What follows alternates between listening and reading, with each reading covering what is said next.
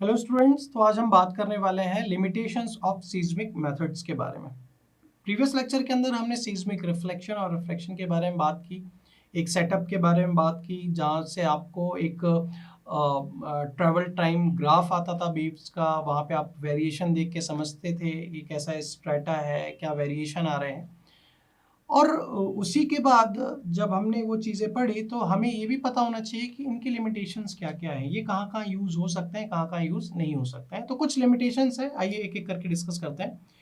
जो पहली लिमिटेशन है वो ये है कि ये मेथड वहाँ पे बिल्कुल भी यूज़ नहीं हो सकता है जहाँ पे आपके एक पर्टिकुलर स्ट्रेटा के अंदर, या फिर स्ट्रेटा भी नहीं, मान लीजिए ये एक ग्राउंड है, सपोज ये ग्राउंड लेवल है और यहाँ पे एक सॉफ्ट लेयर है, ये एक सॉफ्ट लेयर है और इस सॉफ्ट लेयर के ऊपर एक कोई भी हार्ड लेयर आ जाए, सपोज एक हार्ड लेयर आ जाए, तो वहां पे रिफ्रैक्शन का मेजरमेंट बहुत ही टिपिकल हो जाता है।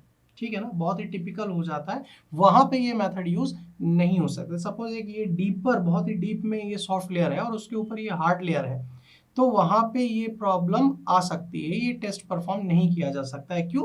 क्योंकि वहां पे जो आपका टाइम ट्रेवल टाइम ग्राफ है, वहां पे एक सिंगल स्लोप लाइन आती है जो कि एक सही डेटा को इंटरप्रेट नहीं कर पाती है। दूसरा लिमिटेशन ये कि ये मेथड वहां पे भी यूज नहीं होता है जहां पे आपका कंक्रीट कंक्रीट या फिर एसफाल्ट की लेयर हो या फिर पेवमेंट हो या फिर रोड हो। ठीक है ना, ये मटेरियल्स भी सेम कंडीशन हार्ड सरफेस के तरह ही शो करते हैं। ठीक है, पहली condition hard layer soft layer हो गया, दूसरा कंक्रीट और एसफाल्ट जो कि सेम है, और तीसरा आपका क्या है, आपका एक फ्रोजन सरफेस।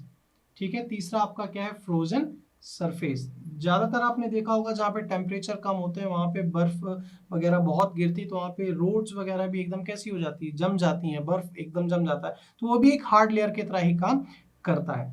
साथ ही साथ बहुत सारे अंडरग्राउंड फीचर्स होते हैं कुछ एरियाज में जहाँ पे कंड्यूट्स होते हैं, इरेगुलरिटी डिपिंग स्ट्रेटा होते हैं, रॉक फॉल्ट का डिसकंटिन्यूस बिहेवियर होता है, कुछ कट्स होते हैं, कुछ इरेगुलरिटीज होती हैं वाटर टेबल के अंदर। तो वहाँ पे भी जो इंटरप्रिटेशन है वो भी बहुत टिपिकल हो जाता है, क्योंकि कोई भी चीज़ एक यूनिफॉर्मिटी के तहत नहीं होती है।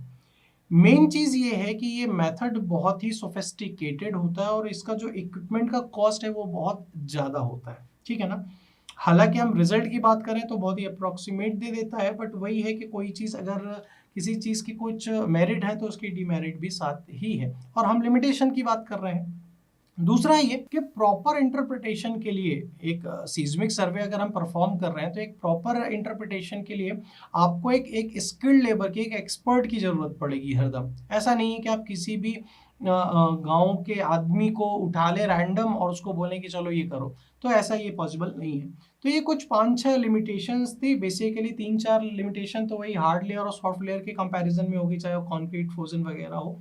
कुछ अंडरग्राउंड फीचर्स जहाँ पे इरेगुलरिटीज आ जाती हैं, प्लस थोड़ा सा कॉस्टली होता है और एक एक्सपर्ट की जरूरत पड़ती है। तो these are the limitations of the seismic method, और आई होप आपको समझ में आया होगा। नेक्स्ट लेक्चर के अंदर हम इलेक्ट्रिकल रेजिस्टिविटी मेथड के बारे में बात करेंगे। आज के लिए इतना ही। Thank you very much.